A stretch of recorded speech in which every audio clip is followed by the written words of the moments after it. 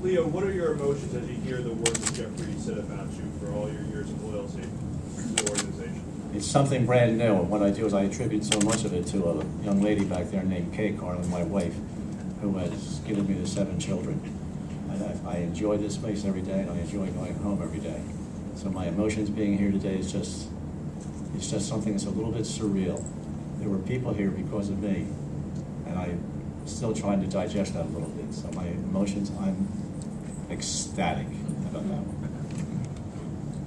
Sure. One of the reasons you're being inducted in the Hall of Fame, Jeffrey touched on this, is your leadership. One of the criticisms of the team over the last couple of years has been a lack of leadership. You were a player that was brought here, and instantly you were a leader. What did you see in that locker room over your 8 years that helped you, I guess, grow into that? And what are the traits of a good leader in an NFL locker room? Well, I think it just begins with one, production. You have quiet leaders, you have vocal leaders, but if you don't produce, it's hard to lead in any locker room. Just looking from afar, again, I'm a Sunday morning couch coach, whatever you want to call me now, so I see it from afar, and I just see a lack of leadership. Sideline, when you see things happening on the sidelines, it's a want, it's a will, it's a desire. You have to hold each other accountable in the locker room. I'm not sure, I'm not in there, what's being said when you don't make a play. But I think plays on Sunday are a result of what you do on Monday, Tuesday, Wednesday, and Thursday. And everyone being personally accountable is a shared responsibility amongst everyone in the locker room, coaches included. And leaders evolve. When I first came here, there was an individual named Willie T.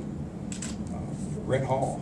These were veteran leaders that took me up underneath their wing and allowed me to lead. I had to play first and make plays, but I think those are some characteristics of production first, and then you just lead by an example. Were you ever worried that coming home would present some pressures that would be difficult for you to succeed here? That was one of the things that we thought about prior to me, coming back here to Philly. The pressures of just playing and people asking and pulling on you, but I was brought here for a reason. It's to play ball and be the best player that I can be, both on and off the field. But we considered that, strongly considered that. But I was once one of those individuals that's out there that was booing. If I didn't like what I saw, I let people know it. But I knew this was a city that it's about production. It's not about potential. And when you get to this place, and I always say that to any free agent acquisition that's coming here, you have to take that in mind. If you don't produce, you're the highest paid player coming in, you will be held accountable. So that's something that I think each free agent acquisition should really take a look at long and hard. Because if you can't balance the two, it'll be difficult to play here. Leo, in the 90s, there were times when, you had to make deals with the local TV stations to make sure there weren't blackouts. You don't have that problem anymore. We haven't had that under this ownership. Okay. Can you talk about how this team has evolved as a corporation and the sort of giant it has become, despite what's happened over the last 18 months or so? Well, there's certain facts I can tell you. Look at these 2 magnificent edifices in which we matriculate every day. Pretty nice buildings compared to the past. The marketing department has increased tremendously. There are various people in various sections of the marketing department that I'm not familiar with. I have to introduce myself a little bit. Compared to the days of the blackouts, yes, I used to have to negotiate the local telecast. I found it to be very interesting, and most times we were successful. By the same token, that doesn't even exist anymore. There is no such thing, and we have a fairly lengthy waiting list, which is another reason why I love the fans so very much. They're loyal too. So I appreciate every one of them. As my wife and I kid around, she says, "You say hello to everybody."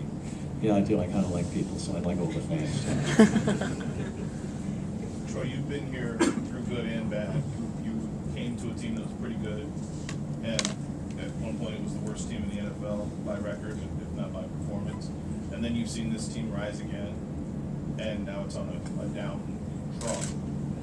What is it like as a player? How do you endure what they're going through now, and how did you endure it in the late 90s? Well, I was once there. I think Ray Rose last year, I think we were 3-13. You knew there was going to be change, and as a player, you have to embrace that change. It's out of your control who's going to coach you next. You just take it upon, it's your responsibility to discuss those things with your teammate and embrace whoever that new individual is. It's not a good time when you walk out there and before the kickoffs, you're people booing, the bags are out. They knocked down my mailbox down in Lower Bucks County when we were living in Yardley. They must have analyzed my house, every single day till we had to put up a brick mailbox. But that's part of it. And once change was made, we won some football games. The city embraced us. What's it like looking around the locker room, knowing that these guys that you've been with for a year, 2 years, 3 years, 5 years, might not be there because of the product that's been put on the field? Well, in some cases, I wanted some of the guys out of the locker room. You as a player, you know who's there, who you can line up and fight with, and the coaches know. It's not a secret, and the fans, you identify them every week that you play. You want those guys removed. It's just not your responsibility, your role to do so. But you want those removed so you can get people in. I'll take a less talented individual to play with than someone that's not going to make the mistakes. It's just going to line up, don't have to talk about hustling to the football, and do the little things right during the week to give us a chance to win on either Sunday, Monday, or Thursdays. Troy, what distinguished the good teams you're on from the bad teams you're on? I think I'm going to go back to locker room leadership.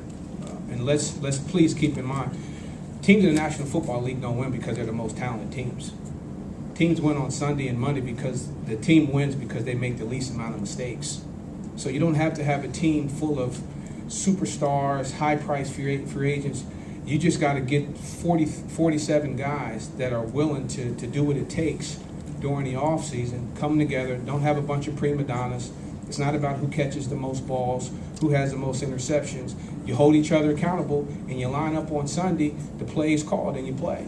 Troy, do you think it's possible when you see a team with so many new faces and a team that hasn't won a playoff game in 4 years and they're something like 11-15 in their last 26, is it possible to have those leaders emerge when you haven't had that culture of winning for such a long time? I think so. I mean, I think we did it here. It's just that you need new personalities. Again, you remove a few players, you plug in a few others, and you get the chemistry.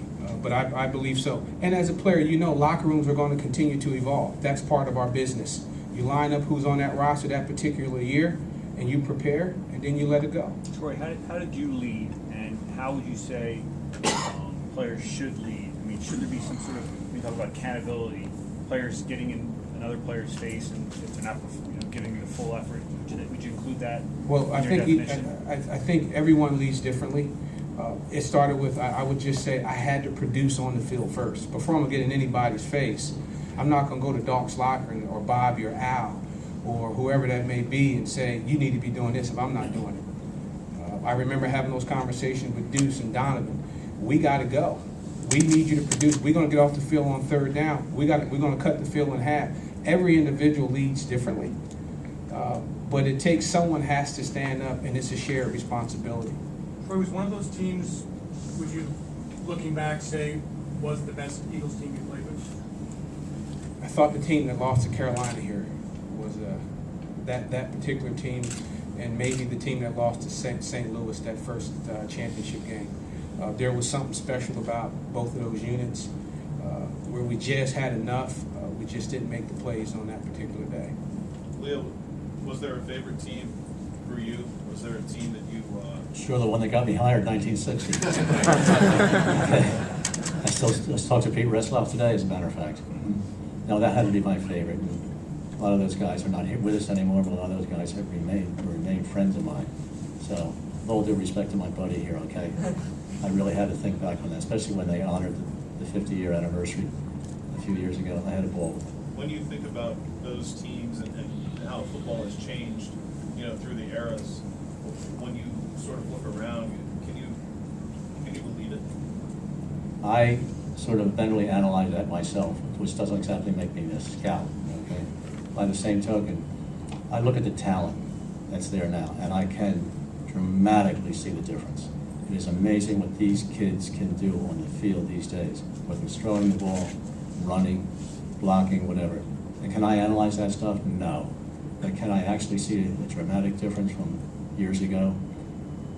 by all means, especially in size too. I once had a player say, well, you know, in those days the pool of players were so bad, so that's why we were better. And I looked at him, and the current position player towers over him. But I didn't say anything because I like the guy. Okay? So anyway, yes, 1960 is a fond memory. Take one last question, please.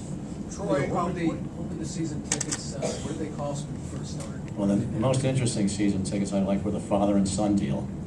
Now they were, you know, Franklin Field's the shape of a horseshoe, and the two corner ones up here had discount tickets. So the father and the son would come, and one would be half price, okay? And quite often the father would be 32 and the son would be 28. Are you kidding me, buddy? So we didn't show IDs in those days, but anyway, that's a true story. He cheated, so I guess he treated everybody. He's still mad at the Dallas Cowboys. Yeah, if you guys need more questions with Troy, I'm sure they'll be on the side here. Thank you for